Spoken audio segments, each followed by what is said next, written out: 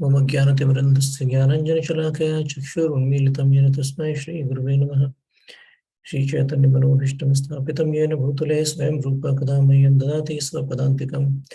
नमो विष्णुपादाय कृष्णप्रेष्ठाय भूतले श्रीमते भक्तिवेदान्त स्वामिनिति नामिने नमस्ते सारस्वती देवे गौरवाणी प्रचारणे निर्विशेष शून्यवादी पाश्चात्य देशतारणे। जय श्री कृष्ण चैतन्य प्रभु नित्यानंद श्री अद्वैत गदाधर श्रीवासादि गौर भक्तवृंद। मूकं करोति वाचालं पङ्गुं लङ्घयते गिरिं यत्कृपातमहं वन्दे श्रीगुरुदीनकारणं पद्मानन्दमाधवं श्रीचैतन्यमीश्वरम्। हरे कृष्णा। हरे कृष्णा। तो आज का टॉपिक मैं सोच रहा था मैं क्या बोलूं, तो आज का शीर्षक रहेगा फ्रस्ट्रेशंस ऑफ भक्ति एंड जॉयज ऑफ सेक्रीफाइस। हम ऐसा बोलते हैं, भक्ति केवल आनंद कंद है। भक्ति के अंदर अगर कोई सही से भक्ति कर रहा है तो कोई तकलीफ नहीं होनी चाहिए, एकदम आनंद ही आनंद होना चाहिए। लेकिन हम प्रैक्टिकली देखते हैं कि हम जब भक्ति करते हैं तो हमें बहुत फ्रस्ट्रेशन होती है कई बार, और हम भक्तों को ढंग से बता भी नहीं पाते, कई बार अंदर ही रह जाती है, क्योंकि हमें लगता है कि भक्त क्या सोचेंगे कि तुम भक्ति ठीक से नहीं कर रहे हो। उसका मतलब भक्ति में तो कोई फ्रस्ट्रेशन होनी होनी नहीं चाहिए, तुम्हें हो रही है, इसका मतलब तुम ठीक से नहीं कर रहे।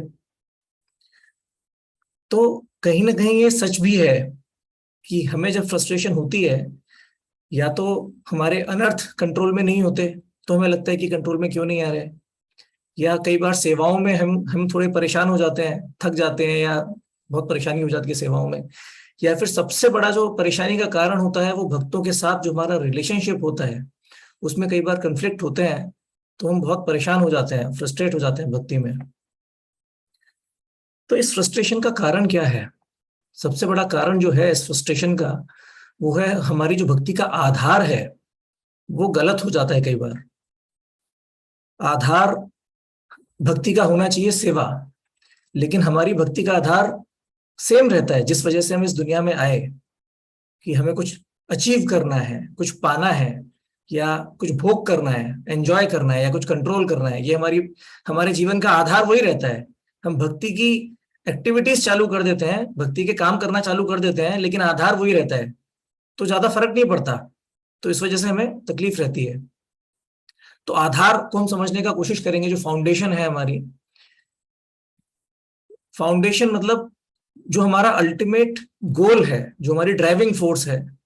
अगर जैसे कहीं बोलना चाहिए हम कुछ कर रहे हैं तो हम बोलते हैं ना, कुछ करने से हमें अगर रिजल्ट नहीं मिलता तो हम बोलते हैं क्या फायदा ऐसा करने का। अगर कोई आदमी गरीब है और वो पैसा कमाना चाहता है, और कुछ जॉब किया, कुछ काम किया, कुछ धंधा किया, बिजनेस किया, पैसा नहीं मिला, तो बोलेगा क्या फायदा ये करने का, इसमें तो पैसा नहीं मिलता है। लेकिन कभी ये नहीं बोलेगा कि क्या फायदा पैसा कमाने का, क्योंकि जो पैसा है वही फायदा है। जब हम कुछ कुछ पाने के लिए कुछ कर रहे हैं तब हम कहते हैं कि भाई काम नहीं हो रहा, ये काम करने से फायदा नहीं मिल रहा। लेकिन जिस फायदे के लिए हम कुछ कर रहे हैं वो फायदा हम कभी नहीं छोड़ते। आदमी कितना भी गरीब हो, कितना भी भिखारी हो, कुछ भी हो, पूरे जीवन पैसा कमाने की कोशिश करता रहेगा और हारता रहेगा, नहीं कमा पाएगा, लेकिन पैसा नहीं छोड़ेगा। पैसे कमाने के रास्ते बदलेगा लेकिन पैसा नहीं छोड़ेगा। तो हमारे अंदर भी हमारे हमारे जीवन का भी कुछ आधार होता है, जिसको हम बोलते हैं अल्टीमेट गोल बोल सकते हैं। हम अपने रास्ते बदल सकते हैं अगर हमें अपना गोल नहीं मिल रहा, लेकिन कभी हम अपना अल्टीमेट गोल, जिसको हम अल्टीमेट गोल मानते हैं, जिसको हम अपना आधार मानते हैं, हम उसको नहीं छोड़ते। तो कुछ एग्जांपल्स देखेंगे कि कैसे हमें फ्रस्ट्रेशन होती है अपने जीवन में। पहला अनर्था। जब हमारे अनर्थ कंट्रोल में नहीं आते तो कई बार हम फ्रस्ट्रेट हो जाते हैं कि अरे यार ये तो भक्ति में कुछ फायदा ही नहीं हो रहा, अनर्थ कंट्रोल में ही नहीं आ रहे। तो भक्ति का जो गोल है वो है भगवान की सेवा करना, अपने अनर्थ कंट्रोल करना नहीं। हम अपने अनर्थ इसलिए कंट्रोल करते हैं ताकि हम भगवान की सेवा कर पाए। हम भगवान की सेवा इसलिए नहीं करते ताकि हम अपने अनर्थ कंट्रोल कर पाए। आनंद वृंदावन प्रभु कई बार महाराज से पूछ चुके हैं कि महाराज अनर्थ तो कंट्रोल में होती ही नहीं है, इतने इतने साल हो गए भक्ति करते करते, लेकिन अभी भी मेरे अंदर से लस्ट नहीं जा रहे हैं, अभी भी अनर्थ नहीं जा रहे हैं। तो राधानाथ महाराज ने एक आध बार आनंद वृंदावन प्रभु को बहुत जोर का मतलब जवाब दिया, उनको कहना चाहिए झाप लिया। बोले तुम्हें ऐसा क्यों लगता है अनर्थ तुम्हारे कुछ करने से चले जाएंगे? तो जब कृष्ण चाहेंगे तब अनर्थ जाएंगे। तो हम सिर्फ कृष्ण से याचना कर सकते हैं। अगर हमारे अंदर ये भावना रहेगी कि मेरे कुछ करने से अनर्थ चले जाए, तो हमें हमेशा फ्रस्ट्रेशन की ही भावना आएगी। दूसरा सबसे बड़ा कारण जो फ्रस्ट्रेशन का होता है वो होता है इनजस्टिस। हमें ऐसा लगता है हमारे संग कुछ तो गलत हो रहा है। इसमें हमारी जस्टिस की डेफिनेशन गलत होती है। एक कहानी आती है किंग चित्रकेतु की। चित्रकेतु महाराज एक राजा थे, उनके पुत्र नहीं हो रहा था। फिर अल्टीमेटली अंगिरा मुनि और नारद मुनि की कृपा से उन्हें एक पुत्र का वरदान प्राप्त हुआ, और पुत्र अल्टीमेटली अपना शरीर छोड़ के चला गया और ये प्रवचन देकर गया चित्रकेतु महाराज को कि शरीर नश्वर है। तो उनको ज्ञान प्राप्त हो गया। फिर उसके बाद वो विद्याधर लोक में विद्याधरों के राजा बन गए। तो ऐसे ही एक बार घूमते हुए जा रहे थे अपने विमान में, तो उन्होंने शिव जी को देखा। शिव जी संतों को, ऋषि मुनियों को प्रवचन दे रहे थे रिनंसिएशन के ऊपर, त्याग के ऊपर, और उनकी गोद में पार्वती जी बैठी थी। तो ये देखकर उनको हंसी आ गई और पार्वती जी को बहुत गुस्सा आया। तो उन्होंने शाप दे दिया चित्रकेतु को कि तुम एक राक्षस बन जाओ। तो ये सुनकर अभी ये कहना तो इतना आसान नहीं होगा कि कौन गलत है, चित्रकेतु महाराज ज्यादा गलत है या पार्वती ज्यादा गलत है। इस समय हमें नहीं पढ़ना चाहिए, हमें यह देखना चाहिए कि चित्रकेतु महाराज ने उस कर्ज को लिया कैसे। उन्होंने ये नहीं कहा कि मेरे संग क्या इनजस्टिस हो गया, मैंने ऐसा क्या बोला था, शिव जी कुछ बोल नहीं रहे, संत कुछ बोल नहीं रहे, आप इतना क्यों बुरा मान रही हैं, मैं तो मजाक कर रहा था। ऐसा कुछ नहीं बोला उन्होंने। उन्होंने बोला माता, अगर यही आपकी इच्छा है, अगर इसी में आपको शांति पड़ती है तो यही सही। उनके जीवन का आधार ये नहीं था कि मुझे एंजॉयमेंट मिलना चाहिए, मुझे कुछ मेरे संग न्याय होना चाहिए। उनके न्याय का आधार यही है, सही और गलत की जो डेफिनेशन है आपके मन की हो रही है ना, आप जो चाहती है वो हो रहा है, तो बस और कुछ नहीं चाहिए मुझे। तो ये उनके जीवन का आधार था। तो जब हमें हमारे सीनियर्स कुछ बोलते हैं और हमें लगता है कि हमारे संग कुछ गलत हो रहा है, लेकिन अगर हम उस बात को माने तो हमारे जो सीनियर्स हैं, सुपीरियर्स हैं, गुरु हैं, शिक्षा गुरु हैं, उनको संतुष्टि मिलेगी। तो वही हमारे जीवन का आधार होना चाहिए, न कि कुछ और। अगर हम उस चीज को अपने जीवन का आधार मान लेंगे तो कभी हमें अपने साथ इनजस्टिस होता हुआ लगेगा ही नहीं। तो goal should be to satisfy the superiors. फिर तीसरा आता है एक्सपेक्टेशंस।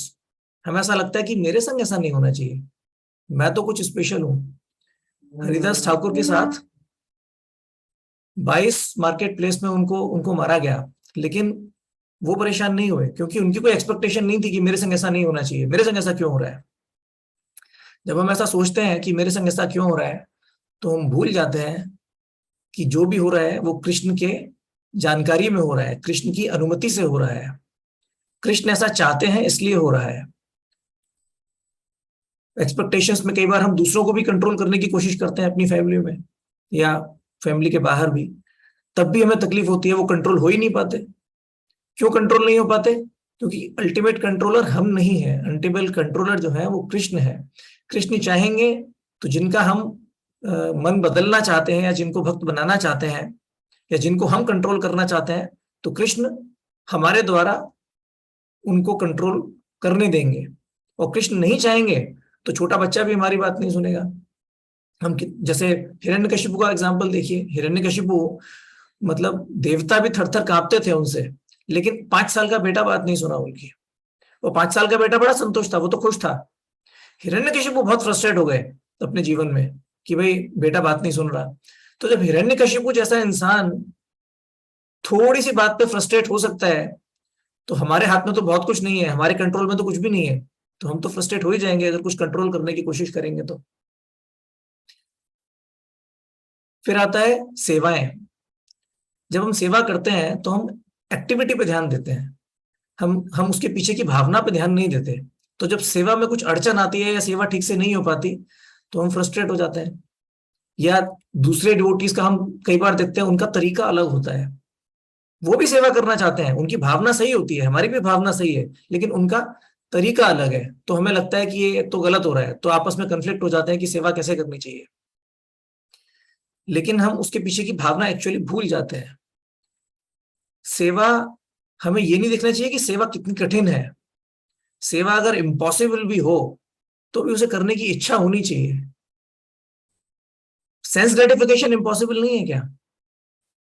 लाइफ आफ्टर लाइफ हम सेंस ग्रेटिफिकेशन करने का कोशिश करते हैं, बार बार हार जाते हैं, बार बार हमसे सब कुछ छीन लिया जाता है, बार बार मृत्यु आ जाती है, हम फिर से चालू करते हैं, बार बार हम हार जाते हैं। तो सेंस ग्रेटिफिकेशन एक्चुअली इम्पॉसिबल है, लेकिन फिर भी हम उसकी आस नहीं छोड़ते क्योंकि इच्छा है। तो क्या हमारे अंदर सेवा की इच्छा है? क्या सेवा की भावना है? अगर सेवा की भावना होगी तो कितनी भी कठिन सेवा मिलेगी। प्रभुपाद हमेशा बोलते थे, my spiritual master has given me an impossible service. और वो जो सेवा एक्चुअली देखा जाए तो इम्पॉसिबल ही थी। उस जमाने में आप अकेले बूढ़े व्यक्ति अमेरिका जाएं और पूरे अमेरिकन्स को आप भक्ति का प्रचार करें। और उससे पहले प्रभुपाद ने बहुत कोशिश किया था, वो इंडिया में भी सफल नहीं हो रहे थे। इंडिया में तो ऐसा कल्चर है भक्ति का, लेकिन फिर भी लोगों का हृदय ठीक से परिवर्तन नहीं कर पा रहे थे, लोग उनको सुन नहीं रहे थे। लेकिन फिर भी उन्होंने कोशिश की, उनकी इच्छा नहीं छोड़ी उन्होंने, और वो कूद पड़े। सक्सेस मिलेगा नहीं मिलेगा भगवान के हाथ में, मेरे हाथ में क्या है, इच्छा करना। तो उन्होंने इच्छा नहीं छोड़ी। हम देखते हैं रूप गोस्वामी क्या बोलते हैं कि करोड़ों कान चाहिए, करोड़ों जिह्वाएं चाहिए ताकि मैं सुन सकूं। अभी करोड़ों कान तो इम्पॉसिबल है, हमने किसी व्यक्ति के देखे नहीं है 2 से 3 कान होते हुए या 4 कान होते हुए, या किसी के 2 मुंह होते हुए। आपके अंदर कितनी भी इच्छा हो, ये इच्छा तो कभी पूरी नहीं होने वाली। लेकिन वो इच्छा रखते हैं कि मुझे ज्यादा से ज्यादा सुनना है। मेरे अंदर वो भाव है कि जितना मैं सुन सकूं उतना थोड़ा, जितना भगवान का गुणगान कर सकूं उतना थोड़ा। तो ये है असली भावना, ये भावना हमारे अंदर होनी चाहिए। हम देखते हैं वसुदेव जब कृष्ण और बलराम का जन्म हुआ था तो वसुदेव कारागार में थे। तो कारागार में जब हमारे यहाँ कोई बच्चों का जन्म होता है, कुछ बड़ी मतलब चैरिटी देने का इच्छा होता है, कुछ अच्छा फेस्टिवल करने का इच्छा होता है, तो उनका भी इच्छा हुआ। तो उन्होंने अपने मन में लाखों करोड़ों गायें दान कर दी, बहुत चैरिटी करी। तो इच्छा थी, नहीं कर पाए तो क्या हुआ, इच्छा है। और जैसे ही उनको मौका मिला, जब वो जेल से बाहर आए 12 साल के बाद, जब कृष्ण ने कंस को मारा तब वो जेल से छूटे, तो बाहर आने के बाद तब उन्होंने अपना जो उनकी भावना थी कि मुझे गाय दान करनी है, जैसे उनको याद रहा, वो कभी भूले नहीं, और जैसे ही मौका मिला उन्होंने किया। तो सेवा की भावना होनी चाहिए और हमेशा एक अपॉर्चुनिटी ढूंढना चाहिए कि जैसे ही अपॉर्चुनिटी मिलेगा वैसे ही करूंगा। अभी नहीं कर पा रहा तो भी क्या क्या फर्क पड़ता है, इच्छा हमेशा रहनी चाहिए। हमारे संग क्या होता है, अगर हम नहीं कर पाते और एक अधूरी इच्छा रह जाती है तो एक तकलीफ हो जाती है। तो या तो हम इच्छा छोड़ देते हैं, क्या फायदा करने का, हो तो पा नहीं रहा, या फिर हम अपने आप धोखा करते हैं अपने साथ कि भाई मन में कर दिया हो गया। तो वैसा नहीं होना चाहिए। भक्तों को अगर हम देखें तो जो महान भक्त हैं उनको तकलीफ होती है अपने खाने से, भोजन का समय, अपने अपने सोने का समय उनको भारी लगता है। उनको लगता है कि मैं 7-8 घंटे सो रहा हूं, समय बर्बाद कर रहा हूं अपना। उनको उस चीज से तकलीफ होती है कि मेरा समय इन चीजों में व्यर्थ जा रहा है। क्योंकि फ्रस्ट्रेशन वर्ड नहीं यूज करूंगा, उनको फ्रस्ट्रेशन नहीं होती, लेकिन उनको ऐसा लगता है कि भगवान आपने मुझे किस स्थिति में डाल दिया कि मेरे जीवन का 1/3 हिस्सा या आधा हिस्सा सोने में चला जाता है, अपने शरीर का ध्यान रखने में चला जाता है। उस समय में आपकी सेवा नहीं कर पाता। लेकिन हमें कब फ्रस्ट्रेशन होती है, हमें कभी अपने भोजन के समय में फ्रस्ट्रेशन नहीं होती, हमें कभी सोने में फ्रस्ट्रेशन नहीं होती कि मेरा इतना समय व्यर्थ चला गया। हमें फ्रस्ट्रेशन तब होती है जब हमारा सेंस ग्रेटिफिकेशन कॉम्प्रोमाइज हो जाता है। तो हमें लगता है कि ये मेरे संग ऐसा क्यों हो रहा है, ये मेरे संग वैसा क्यों हो रहा है। हम ये नहीं देखते कि सेवा का अवसर जब चला गया, सबसे बड़ा नुकसान वो है। तो ये जो भी मैंने अभी तक बताया, ये एक तरीके से सिंसियर डिवोटीज को अप्लाई करता है। मतलब जिनकी समझ में थोड़ा गलत है, जिनको लगता है हमारे संग बहुत गलत हो रहा है या फ्रस्ट्रेशन हो जाती है, लेकिन एक्चुअली बेसिकली थोड़े सिंसियर है। बट अगर हमारे जीवन का आधार गलत होगा तो कई बार हम बहुत प्रॉब्लम्स भी क्रिएट कर सकते हैं दूसरे भक्तों के लिए भी। जैसे फॉल्ट फाइंडिंग, जब हमारे जीवन का आधार ऐसा होता है कि मैं बहुत महान हूं, तो हम दूसरों के अंदर कमियां ढूंढते हैं उनको नीचे गिराने के लिए। क्योंकि आधार क्या है, मैं महान हूं और कोई महान नहीं है, तो उनके अंदर अच्छे गुण कैसे हो सकते हैं। तो हम एक मक्खी की तरह उनके अंदर वो बुरे गुण ढूंढना शुरू कर देते हैं, और हमें मिल भी जाते हैं। 1000 अच्छे गुण होंगे, एक बुरा गुण तो मिल ही जाएगा, क्योंकि सब स्ट्रगल कर रहे हैं। और अगर एकदम प्योर भक्त भी होगा तो फिर हम कुछ इमेजिन करेंगे उनके अंदर कमियां, उनके अंदर अवगुण, या फिर हम उनकी बात ही नहीं करेंगे, हम किसी दूसरे भक्त को पकड़ेंगे और उसके अंदर कमियां ढूंढेंगे, जो अपनी अपनी जीवन में स्ट्रगल कर रहा है, जिनके अंदर कमियां नहीं ढूंढ पाएंगे, उनके उनके गुणगान नहीं करेंगे, उनकी बात ही नहीं करेंगे। एक होता है कंपैरिजन मेंटालिटी। जब हम दूसरों का गुणगान भी करते हैं तो हम सिर्फ इसलिए नहीं करते क्योंकि हमें उनके गुण बहुत अच्छे लगे या हम उनके गुणों से प्रेरणा लेना चाहते हैं। हम उनके गुणगान इसलिए करते हैं क्योंकि हम अपने पार्टनर को सुनाना चाहते हैं या अपने बच्चों को सुनाना चाहते हैं, देखो कितना अच्छा भोजन, ये कितनी अच्छी कुकिंग करती हैं वो माता जी। तो वो माता जी का गुणगान नहीं कर रहे हैं हम, हमें अपनी अपनी पत्नी को उंगली करना है कि भाई तुम अच्छा बनाओ। या फिर पत्नी कई बार अपने पति को बोलेगी, देखो वो प्रभु जी कितना अच्छा प्रीचिंग करते हैं या कितना अच्छा जपा करते हैं, तुम तो सोते रहते हो जपा में। तो हमें दूसरे भक्त के गुणगान में इंटरेस्ट नहीं है, हमें इंटरेस्ट है अपने पार्टनर में कमियां ढूंढने में, कंपेयर करके बताने में, देखो तुम ढंग से नहीं कर रहे। तो इसकी वजह से कई बार प्रॉब्लम हो जाती है, क्योंकि हम कंट्रोल करना चाहते हैं अपने पार्टनर को, वो हमारे जीवन का आधार है कि ये क्यों नहीं कर रहा। या फिर कई बार हम प्रचार करते हैं दूसरों को या कई बार अपनी फैमिली में कि तुम्हें ऐसा करना चाहिए, तुम्हें वैसा करना चाहिए। तुम्हें ऐसा क्यों करना चाहिए? इसलिए नहीं कि तुम्हारे लिए अच्छा है, तुम्हारे लिए अच्छा है वो तो बाई प्रोडक्ट है, इसलिए क्योंकि मैं कह रहा हूं। तो कंट्रोलिंग मेंटालिटी, कई बार डिवोटी पेरेंट्स अपने बच्चों को भक्त बनाना चाहते हैं, तो इसलिए नहीं कि वो उनको भक्त बनाना चाहते हैं, वो है लेकिन वो बैकग्राउंड में है। असली फाउंडेशन, असली आधार क्या है कि मैं जो बोल रहा हूं उसे सुनो। क्योंकि अगर हमारा आधार उनको भक्त बनाने का है तो हम भक्त बनाने की अपॉर्चुनिटी ढूंढेंगे, जबरदस्ती सर नहीं मारेंगे कि मेरी बात क्यों नहीं मानना, मेरी बात क्यों नहीं मानना। और सबसे आसान तरीका भक्त बनाने का क्या है? आप भक्त बनिए, आप नेचुरल लीडर हैं, यद यद आचरति श्रेष्ठास तत्तदेव तरो जना, वो आपको देखकर फॉलो करेंगे। और फॉलो नहीं भी करेंगे तो भावना के स्तर पर, प्लेटफॉर्म ऑफ कॉन्शियसनेस, उनके अंदर वो भावना जागेगी कि देखो मेरे पेरेंट्स तो इतना अच्छा भक्ति कर रहे हैं, मैं कैसे नहीं कर पा रहा। अभी प्रभुपाद का भी एग्जाम्पल लीजिए। प्रभुपाद जब सोकर उठते थे तो वो घंटी की आवाज से सोकर उठते थे।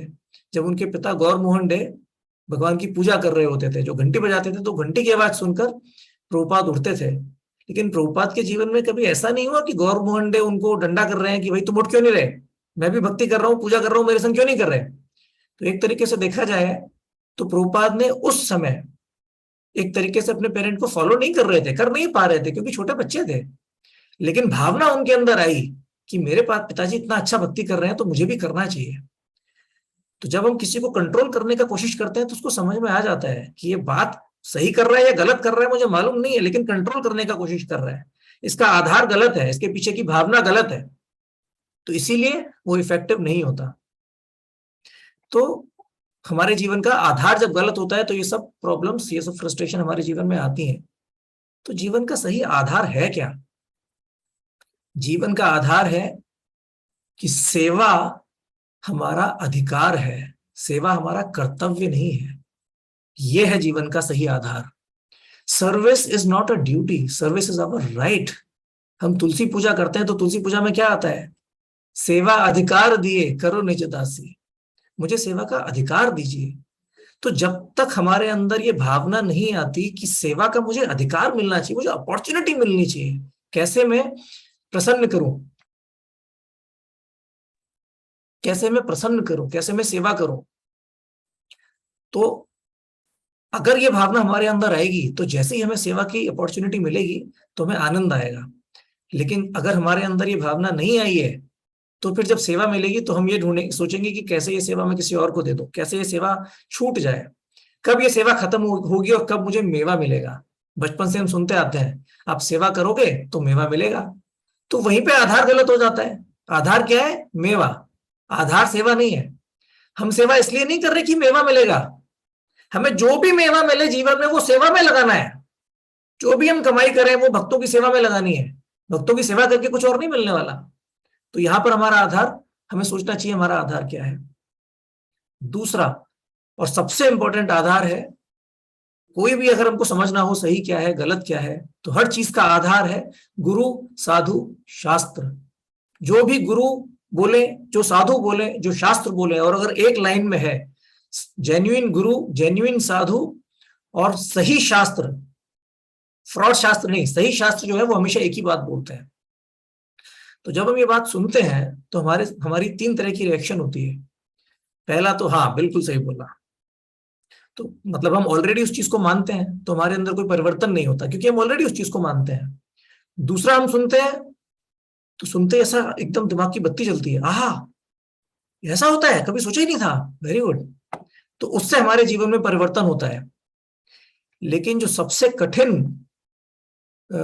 सत्य होते हैं शास्त्रों के, वो होते हैं जो हमारी मान्यताओं के अगेंस्ट जाते हैं, हमारी मान्यताओं के विपरीत होते हैं और हमारी लाइफ में चैलेंज होता है। हम उनको मान नहीं पाते, तो हमें लगता है इम्पॉसिबल, ऐसा तो हो ही नहीं सकता। जैसा कि अगर हम देखें कि प्रभुपाद ने बोला moon landing was fake, moon landing तो हुआ ही नहीं था कभी, तो कई सारे भक्तों का जो विश्वास था वो प्रभुपाद से ज्यादा साइंस में था। तो साइंटिफिक क्या है वो बात की बात है, जो मेन चीज है वो कि आपके जीवन का आधार क्या है। प्रभुपाद एक चीज बोल रहे हैं, शास्त्र एक चीज बोल रहे हैं और साइंस दूसरी चीज बोल रहा है, तो आप किसको ज्यादा वेटेज देते हैं? जब साइंस और रिलीजन सेम चीज बोल रहा है तो कोई प्रॉब्लम नहीं है, तो करना ही है, सब लोग बोल रहे हैं करो। लेकिन जब कॉन्ट्रडिक्शन आता है तो अब आप किसको चूज करते हैं, वहां पर चैलेंज आता है। तो ऐसी जब चीजें आती हैं जो हमारी मान्यताओं के विपरीत जाती हैं, तब हमें चैलेंज आता है। तो तब हमारे पास 2 रास्ते हैं, या तो हम सीधे बोल दें इम्पॉसिबल, हो ही नहीं सकता, हम शास्त्रों को छोड़ देते हैं। तो वहां शास्त्र हमारे जीवन का आधार नहीं है, वहां हमारी मान्यताएं हमारे जीवन का आधार है। जब गुरु हमें भक्ति लता बीज देते हैं, वो हमें बीज देते हैं, फल नहीं देते। जब भक्ति का बीज हमें मिलता है, कोई अगर आप किसी से बोलें कि भाई मुझे आम खाने हैं, तो वो आपको आम का एक सीड दे देगा, बोलेगा कि ये लो आम की गुठली, अब इसकी खेती करो, आम के पेड़ लगाओ, फिर कुछ वर्षों के बाद आपको आम के पेड़ मिलेंगे, फिर आम का फल मिलेगा। तो आप बोले इम्पॉसिबल, इससे कैसे पेड़ निकलेगा, ये तो बीज है। तो आप उस बीज को फेंक देते हैं, तो कैसे फल मिलेगा? उस एक बीज के अंदर बहुत सारे फल हैं, अगर आप उसको नरिश करेंगे तो गुरु हमें भक्ति लता बीज देते हैं, हमें कुछ प्रोसेस फॉलो करना है, उस बीज को नरिश करना है, उस बीज को बोना है, उसमें श्रवणम कीर्तनम का पानी डालना है, पेशेंस रखनी है, धीरज रखनी है वर्षों वर्षों तक। फिर उसके बाद जब वो भक्ति लता बीज धीरे धीरे धीरे धीरे धीरे धीरे ग्रो होगा, बड़ा होगा, तब हमें भक्ति का फल मिलेगा। और भक्ति का फल क्या है? केवल आनंद कंद। उस सीड में ही आप बोलेंगे मुझे आनंद चाहिए, मुझे कुछ करना नहीं है, तो फिर लाइफ में प्रॉब्लम हो जाएगी, तो हमें आनंद नहीं मिलेगा। हम उस बीज को फेंक देंगे और धीरज नहीं रखेंगे, धैर्य नहीं रखेंगे, पेशेंस नहीं रखेंगे, तो लाइफ में प्रॉब्लम होगा। मैं ऐसा एक एग्जांपल देता हूं, मैंने प्रभुपाद के एक लेक्चर में सुना। तो जब भी हम ऐसी चीजें सुनते हैं अपने शिक्षा गुरु से, अपने दीक्षा गुरु से या शास्त्रों में, ऐसी चीजें आपको जरूर मिलेंगी जो आपको हिला के रख देंगी। तो वो आपके फेथ का टेस्ट होगा कि आप शास्त्रों की बात मानते हैं या बोलते हैं कि ठीक है इसका मतलब ये नहीं है। कई कई लोग जैसे बोलते हैं गीता में 5 पांडव, वो पांडव नहीं है, वो 5 हमारे सेंसेस हैं, ऐसे करके लोग इंटरप्रिटेशन देना चालू कर देते हैं क्योंकि बात नहीं समझ में आई। तो जब बात नहीं समझ में आती तो या तो हम बोल देते हैं शास्त्र गलत है, या तो उसको मिस इंटरप्रेट करना चालू कर देते हैं, अपने हिसाब से इंटरप्रेट करना चालू कर देते हैं, या फिर इग्नोर कर देते हैं। तो वो कभी नहीं करना चाहिए, उसको उसको टैकल करना चाहिए। कैसे टैकल करना चाहिए? एक सिंपल एग्जांपल देता हूँ। प्रभुपाद के एक लेक्चर में मैंने सुना, तेजी असाम न दोषे, जिसके अंदर तेज होता है उसके अंदर दोष नहीं होता। दूसरे शब्दों में कहें तो माइट इज राइट, जिसके पास पावर है वो सही है। तो सुनने में बड़ा गलत लगता है, ये क्या मतलब है? अगर तुम्हारे अंदर पावर है तो कुछ भी गलत करोगे तुम? प्रभुपाद एग्जाम्पल देते हैं, सूर्य होता है, सूर्य मल मूत्र में से भी पानी सोख सकता है, लेकिन सूर्य कभी गंदा नहीं होगा। लेकिन आप मल मूत्र में से पानी निकालने का कोशिश करेंगे किसी तरीके से, तो आप अशुद्ध हो जाएंगे। सूर्य ऐसा कर सकता है, आप ऐसा नहीं कर सकते, क्योंकि सूर्य के अंदर तेज है, उसको फर्क नहीं पड़ता, आपको फर्क पड़ेगा। शिवजी का एग्जाम्पल देते हैं, शिवजी ने विष पिया क्योंकि उनके अंदर तेज था, उतनी शक्ति थी कि वो जहर को झेल पाए। आप उस कालकूट विष की एक बूंद भी लेंगे, एक छींटा भी आपके ऊपर पड़ गया तो आप मर जाएंगे। तो जो तेज है जिसके अंदर, वो गलत नहीं है। तो ये मेरे को बात हजम नहीं हुई। मुझे लगा कि अगर किसी के अंदर ताकत है, किसी के अंदर तेज है, तो वो कुछ भी कर सकता है क्या? तो इस बात को अगर समझें, सही और गलत हम कैसे डिसाइड करते हैं कोई चीज गलत है? गलत वो है जिसे करने के बाद हमें जो रिजल्ट चाहिए वो जो रिजल्ट नहीं मिलता तो गलत हो गया। जैसे रात में देर तक जागना गलत है अगर आप सुबह जल्दी उठना चाहते हैं तो, क्योंकि रात में देर से सोएंगे तो गड़बड़ हो जाएगी, सुबह जल्दी नहीं उठ पाएंगे, तो ये गलत है। लेकिन अगर किसी के अंदर इतना तेज है उसे सोने की जरूरत ही नहीं है, प्रभुपाद रात में 3 घंटा सोते थे, या बहुत सारे ऐसे भक्त हैं जो पूरी पूरी रात जागकर भजन कीर्तन करते हैं, बहुत सारे नहीं, बहुत कम ऐसे भक्त हैं जो हर समय भगवान का कीर्तन करते हैं, पूरी रात भी अगर जागे तो उनको फर्क नहीं पड़ता। तो उनके अंदर इतना तेज है, तो क्या हमें उनको जबरदस्ती पकड़ के सुला देना चाहिए कि महाराज आप तो गलत कर रहे हैं, आप जल्दी क्यों नहीं सोए? उनको जरूरत ही नहीं है सोने का, वो 1-1.5 घंटा सोते हैं तो भी उनका काम हो जाता है, क्योंकि उनको लगता है सोना तो मतलब समय बर्बादी है, जितना समय मैं भगवान की सेवा में लगाऊं। तो उनके लिए दोष नहीं है अगर वो रात में सिर्फ 2 या 3 घंटा सोएंगे। लेकिन अगर हमारे शरीर की डिमांड है कि हम कम से कम 6 घंटा 7 घंटा सोएं और हम जबरदस्ती घसीटेंगे अपने शरीर को, तो हमारे लिए वो दोष है। जिसके अंदर तेज है उसके अंदर दोष नहीं है। दूसरा एग्जाम्पल, एक इलेक्ट्रिकल सर्किट अगर आप लें, एक तरफ से करंट आ रहा है सर्किट में, दूसरी तरफ से करंट निकलना चाहिए, घर की बत्ती चली गई तो इसका मतलब सर्किट में फॉल्ट है, बोलते कुछ फॉल्ट आ गया, तो फिर हम इलेक्ट्रिशियन को बुलाएंगे, ठीक कराएंगे। बिजली चली गई इसका मतलब फॉल्ट है, रिजल्ट नहीं मिल रहा मतलब दोष है। लेकिन अगर बिजली आ रही है तो हम ये नहीं बोलते कि कहीं ना कहीं तो दोष जरूर होगा, नहीं। अगर कोई वायर काट भी दिया आपने और बिजली नहीं गई, इसका मतलब वो गलत वायर काटा है आपने, इसका मतलब कोई दोष नहीं हुआ, कुछ गलती नहीं हुई। तो एक सिंपल उदाहरण है बात को समझाने का, जो प्रभुपाद ने बोला तेजी साम न दोष है, जिसके अंदर तेज है उसके अंदर दोष नहीं है। तो ये तो मैंने एक उदाहरण दिया, और ये बात मुझे कई वर्षों के बाद समझ में आई थी, मुझे बहुत वर्षों तक ये बात गलत लगी थी। अगर मैं आपको बताऊं, अगर आप ध्यान देंगे तो जब भी आप कुछ सुनते हैं, आपके जीवन में ऐसी बहुत सारी बातें होंगी जो आपको समझ में नहीं आई हैं, तो हम क्या करते हैं, हम सामने कुछ नहीं बोलते कि अरे पता नहीं डिवोटीज क्या बोलेंगे, हम पीछे से भलाई बुराई चालू कर देते हैं। जैसे आनंद वृंदावन प्रभु इतनी कठोर बातें करते हैं कई बार, तो दो तरह के डिवोटीज हैं, एक तो जिनको बात समझ में आती है तो उनको जीवन में ऐसा लगता है अरे यार आहा क्या बोला, सही बात बोली, कभी सोचा ही नहीं था, तो प्रभु जी को फॉलो करना शुरू कर देते हैं। और ऐसे भी बहुत सारे डिवोटीज हैं जो बोलते हैं यार ऐसा कैसे बोल सकते हैं, प्रभु जी ऐसा बोल कैसे सकते हैं, क्योंकि उनके जीवन का आधार शास्त्र नहीं है, उनके जीवन का आधार कुछ और है। तो ऐसे बहुत से लोग हैं जो शायद आनंद वृंदावन प्रभु को पसंद नहीं करते, क्योंकि उनकी शैली जो है बहुत कठोर है, बहुत एकदम कड़वा सच बोलते हैं प्रभु जी। और इसलिए प्रभु जी को भी ये बात पता है, इसलिए प्रभु जी हमेशा पूछते हैं कि मैं बोल दूं, भक्तों की परमिशन है मैं बोल दूं, क्योंकि उनको पता है कि उनको सच लगेगा लेकिन चुभेगा भी। तो जिसके जीवन का आधार सत्य है वो अपने जीवन में जो चुभ रहा है उसको टॉलरेट कर लेगा, लेकिन जिसके जीवन का आधार है सच हो या झूठ, चुभना नहीं चाहिए, वो भाग जाएगा कि भाई चुभ गया मुझे तो इसका मतलब ये गलत है, तो वो भाग जाएगा।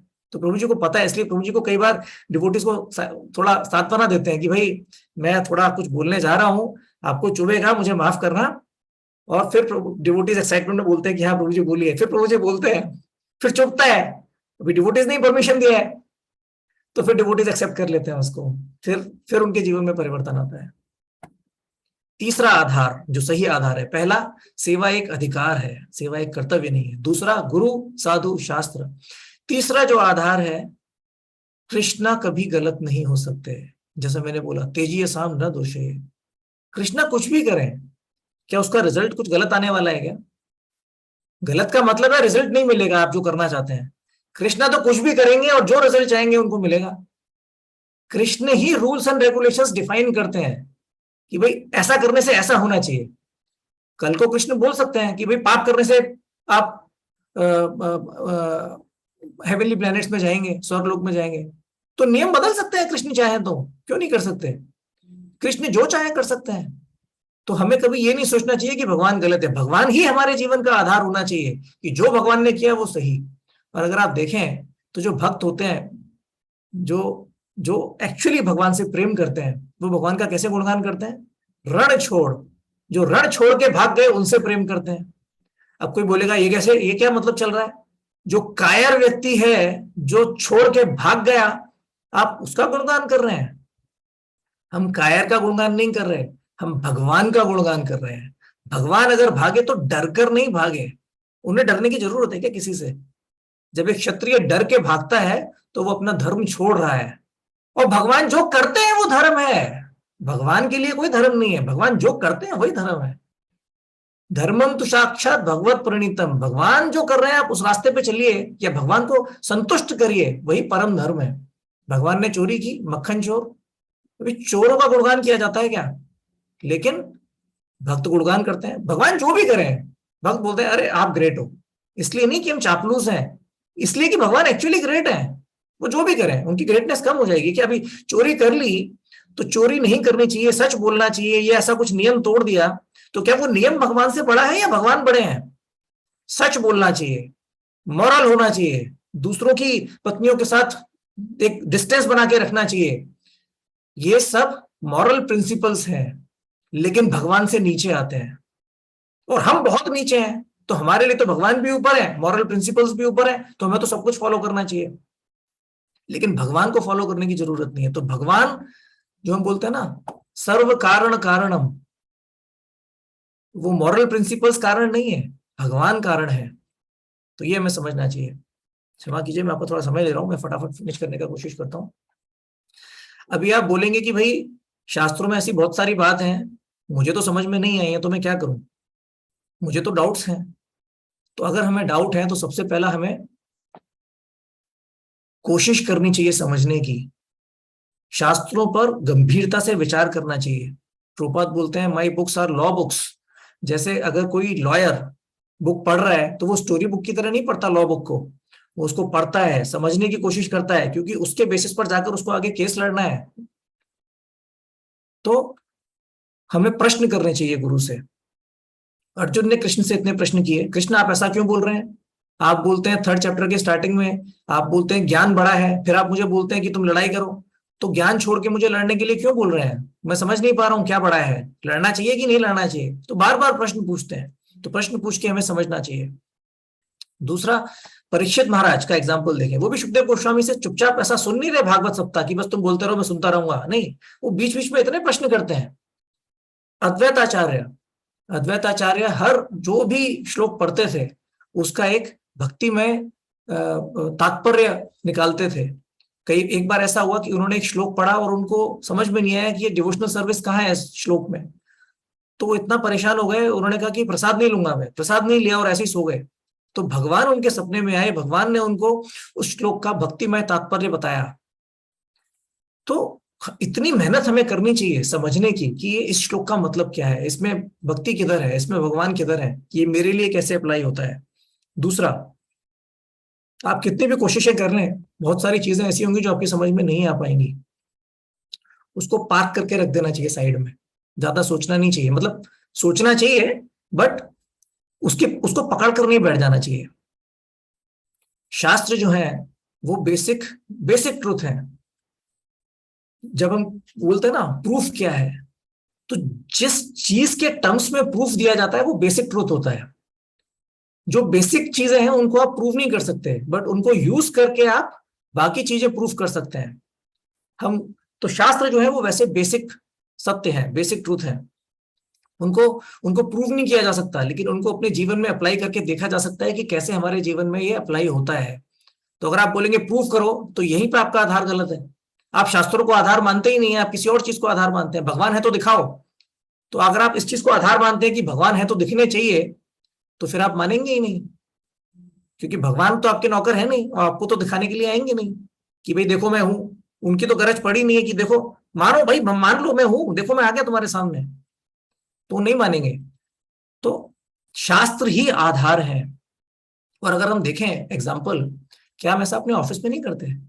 ऑफिस में कई बार हमें ऐसा लगता है हमारा बॉस कुछ गलत कर रहा है, तो फिर हम बॉस के सामने बोलते हैं बॉस सर ऐसा नहीं होना चाहिए, ऐसा होना चाहिए। तो बॉस तो किसी उसके अंदर कुछ क्वालिफिकेशन है तभी तो बॉस बना है। अगर आप बिना सोचे विचारे अपने कुछ गलत लगेगा और सीधे जाके बॉस के सामने मुंह खोल देंगे, तो बॉस आपको बता देगा कि भाई मैं सही हूं तुम गलत हो, आपको समझा भी देगा, इसीलिए वो बॉस बना है और हमें ये बात पता है। तो हम अपने ऑफिस में जब भी हमें कुछ गलत लगता है, जैसे बॉस ने बोला कि प्रॉफिट और लॉस के नंबर निकाल के दिखाओ, हम कुछ नंबर्स निकाल रहे हैं, कुछ नंबर क्रंचिंग कर रहे हैं, कुछ कर रहे हैं, तो कई बार हम डबल चेक करते हैं, ट्रिपल चेक करते हैं। बॉस ने जो बोला वो ज्यादातर करके सही होता है, क्योंकि वो इंटेलिजेंट व्यक्ति है। तो हम कई बार चेक करके फिर उसके बाद जब हम कंप्लीटली श्योर होते हैं तब जाके मुंह खोलते हैं। और उसमें भी कई बार हमारा बॉस हमें बोल देता है कि भाई तुमने गलती करी है, और हमें समझ में आ जाता है कि हमारी गलती है। तो क्या हमें बेनिफिट ऑफ डाउट नहीं देना चाहिए? जो भी हमें सेवाएं दी गई हैं या जो भी हमसे कहा गया है करने के लिए, अगर समझ में नहीं भी आया, अगर गलत लगा भी, तो बेनिफिट ऑफ डाउट देके कर लो। नुकसान क्या है? नुकसान सिर्फ ये होता है कि सेंस ग्रेटिफिकेशन चला जाता है, उसके अलावा कोई नुकसान नहीं होता है। तो हमें वो बेनिफिट ऑफ डाउट देके जो भी हमसे कहा गया है वो हमें करना चाहिए। और तीसरा, भाई हमें डाउट है, कोशिश किया समझने का, समझ में नहीं आया, बेनिफिट ऑफ डाउट देना चाहता हूं बट बहुत गलत लग रहा है, ऐसा लग रहा है कि गलत हो रहा है। अगर गलत हो रहा है तो तुम्हारे पास ऑप्शन क्या है? पंकज जांगरी प्रभु और जननिवास प्रभु, जब ऐसा मैंने सुना है, जब वो मायापुर में थे स्टार्टिंग के डेज में प्रभुपाद के जाने के बाद, तो हर डिवोटी कम्युनिटी में प्रॉब्लम्स होती हैं, हर जगह सब तरह के लोग हैं, तो उनको काफी प्रॉब्लम्स होती थी, काफी चीजें उनको गलत लगती थी। तो वो कई बार ऐसा सोचते थे कि हम छोड़ के चले जाएंगे। वो आते थे, कंपाउंड के बाहर निकलते थे, टेम्पल कंपाउंड के बाहर मायापुर में गेट तक आते थे, फिर लेफ्ट देखते थे, राइट देखते थे, फिर सोचते थे जाएंगे कहाँ? प्रभुपाद ने तो सेवा करने भेजा है, क्या यहाँ से बाहर निकल के ज्यादा अच्छी सेवा हो जाएगी? नहीं, तो हमें यहीं रहना है। फिर वापस अंदर चले जाते थे। तो हम जाएंगे कहाँ? अगर हमें लगता है कि इस कम्युनिटी में हमारे संग कुछ इनजस्टिस हो रहा है, कुछ गलत हो रहा है, तो बाहर जाके क्या मिलेगा? रास्ता क्या है? तो ये सोचना चाहिए कि हमारे पास कोई और रास्ता नहीं है। हम जो पॉजिटिव चेंज ला सकते हैं, जो बदलाव ला सकते हैं, वो हमें लाने की कोशिश करनी चाहिए। लेकिन अगर कुछ नहीं ला सकते तो टॉलरेट करना चाहिए। अगर आप वाकई में सही हैं भी, तो भी आप देखिए कि आप कर क्या सकते हैं, क्या कुछ बदलाव ला सकते हैं? छोड़कर नहीं, तो फिर आप जो भी आपको कहा गया है वो करते रहिए। अभी और जो फ्रस्ट्रेशंस हैं, हमें ये समझना चाहिए कि लाइफ में जब भी फ्रस्ट्रेशन आया, ये हमारा टेस्ट है। फ्रस्ट्रेशन मतलब आपके जीवन का कुछ तो आधार गलत है। आप इंट्रोस्पेक्ट करिए और उसको ठीक करने का कोशिश करिए। हम जब भी कुछ करते हैं तो सही और गलत कुछ तो मोटिव हमारा पूरा होता है। जब दोनों मोटिव पूरे हो रहे हैं तो हमें सोचने की जरूरत ही नहीं है। अगर मैं क्लास दे रहा हूँ, अच्छी क्लास दे रहा हूँ, अगर भक्तों का हृदय बदल रहा है, बहुत अच्छी बात है, मैं क्लास दूंगा। लेकिन अगर मेरी मोटिवेशन ऐसी है कि देखो विपुल प्रभु ने कितनी अच्छी क्लास दी और वो भी पूरा हो रहा है, तब भी मैं क्लास दूंगा। प्रॉब्लम तब आती है जब हमें दोनों चीजों में से, सही और गलत में से किसी एक को चुनना होता है। तब हमें फ्रस्ट्रेशन होती है और तब हमें पता चलता है कि हम सही से ज्यादा जुड़े हुए हैं या गलत से ज्यादा जुड़े हुए हैं। तो ये अच्छी बात है एक तरीके से, ये फ्रस्ट्रेशन हमें, क्योंकि अगर सब कुछ अच्छा चल रहा है तो हो सकता है कि मैं अपने अंदर के जो अवगुण है उनको उनको पानी दे रहा हूं। मैं क्लास दिए जा रहा हूं और वाहवाही मिलती जा रही है, तो मैं दूसरों का हृदय परिवर्तन करने के लिए नहीं, अपने अपने गुणगान करने के लिए कर रहा हूं। लेकिन जब मेरा गुणगान नहीं होता, तब मैं क्लास दे रहा हूं कि नहीं, ये सोचकर कि ठीक है कोई क्लास सुनने नहीं आया, कोई बात नहीं, किसी का तो जो भी आया उसका तो हृदय परिवर्तन हो रहा है। तो तब हमें चैलेंज हमारे सामने आता है, तब हमें पता चलता है, जब राइट और रॉन्ग मोटिव्स क्लैश करते हैं तब हमें समझ में आता है कि प्रॉब्लम है। तो तब वो अपॉर्चुनिटी होती है अपने अंदर से जो गलत चीज को हम पकड़ के बैठे हैं उसको बाहर निकालने की। तो फ्रस्ट्रेशंस को हमें वेलकम करना चाहिए कि हाँ, अब मौका मिला ढूंढने का कि मेरे हृदय में क्या गड़बड़ थी, अब मैं उसको निकालूंगा, भगवान के पैर पड़ूंगा कि भगवान ये तो कुछ नया अनर्थ मुझे मिला है, अब मुझे समझ में आया, फ्रस्ट्रेशन हो रही है, नया अनर्थ मिला है, इसको पकड़ के बाहर निकालिए। अब कोई बोलेगा कि ये सब बात तो सही है, मुझे समझ में आ गया अनर्थ है, मुझे समझ में आ गया सही आधार होना क्या चाहिए, लेकिन फिर भी तकलीफ तो होती है। मैंने राधानाथ महाराज से अपने जीवन में सिर्फ एक प्रश्न पूछा है, और जब उन्होंने उस प्रश्न का उत्तर दिया था तब मुझे ढंग से समझ में नहीं आया था। कई वर्षों के बाद जब मैंने बार बार उस प्रश्न का उत्तर सुना तो आज तक चीजें समझ में आती हैं। कल भी मैंने उस प्रश्न को एक बार, उत्तर को एक बार सुना तो कुछ और नया समझ में आया।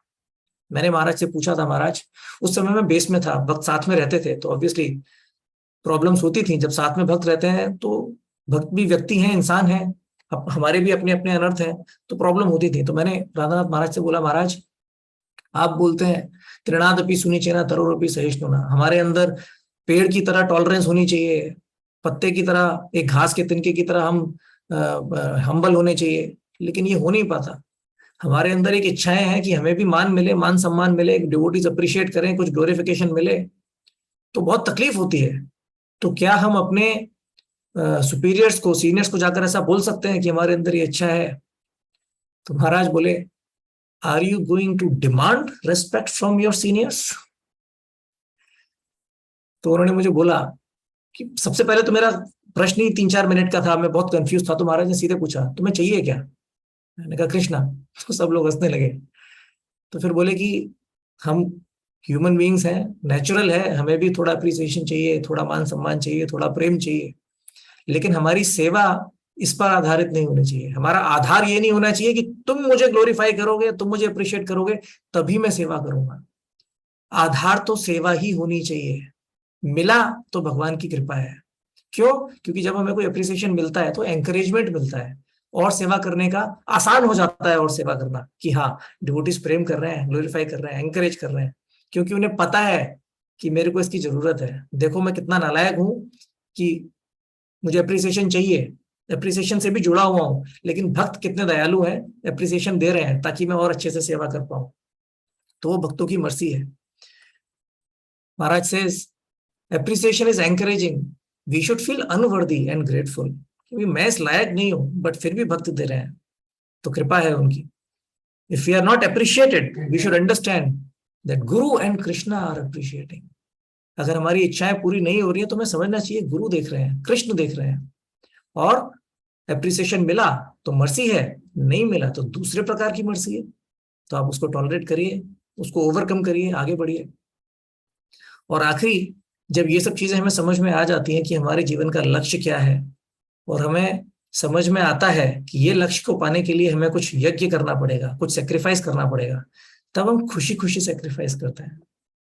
सेक्रीफाइस को नाम सुन के कई बार डर लगता है, लेकिन जब एक्चुअली आप सेक्रीफाइस का मतलब समझेंगे कि कुछ ऊंचा पाने के लिए कुछ नीचा छोड़ना है, तो उसमें क्या तकलीफ है। जब किसी के अंदर ऐसी धुन चढ़ जाती है कि कोई कॉम्पिटेटिव एग्जाम क्लियर करना है स्टूडेंट के अंदर, तो वो खुशी खुशी सारी मूवीज, पार्टीज, सब एंजॉयमेंट सब कुछ छोड़ देता है, खाना पीना भी छोड़ देता है। कई बार वो खाना खाने की प्लेट रखी रहती है सामने प्रसाद की, वो अपने पढ़ाई में लगा हुआ है, फिर होश आता है, फिर वो खाता है। तो जब हमें एक्चुअली समझ में आएगा जीवन का गोल क्या है, और हमें वो शक्ति, लेकिन उसके लिए हमें वो शक्ति चाहिए। वो शक्ति हमें मिलती है बलराम जी से। बल हमें समझ गुरु से मिलती है क्या सही है, और समझ में आने के बाद भी वहां तक पहुंचने की शक्ति वो भी गुरु से मिलती है, वो बलराम जी से मिलती है। अभी बलराम जयंती निकल कर गई है, तो कृष्ण और बलराम के ऊपर मैं ज्यादा नहीं बोल पाया। हमें सिर्फ इतना समझना चाहिए, कृष्ण हमेशा सही है, सर्व कारण कारण। और बलराम जी से हमें प्रार्थना करनी चाहिए कि मुझे सही और गलत का ज्ञान दीजिए, और जो सही है उस पर चलना बहुत कठिन है, उसको उसको मानना बहुत कठिन है, क्योंकि मेरे अंदर अनर्थ है। तो मुझे वो आप वो शक्ति दीजिए। और अल्टीमेट सेक्रीफाइस क्या है? अल्टीमेट सेक्रीफाइस और ultimate foundation of everything is chanting. हर चीज का आधार क्या है? भक्ति विनोद ठाकुर बोलते हैं, नाम बिना किछु नाही को आरो 14 भुवन मांझे। हम भगवान का नाम इसलिए नहीं ले रहे कि भगवान का नाम लेने से कुछ मिलेगा। भगवान का नाम ही सब कुछ है, भगवान का नाम ही जीवन का आधार है। तो जब हम जप करने बैठे, तो ये नहीं सोचना चाहिए कि अब उठकर ये काम करना है, कब जब खत्म होगा।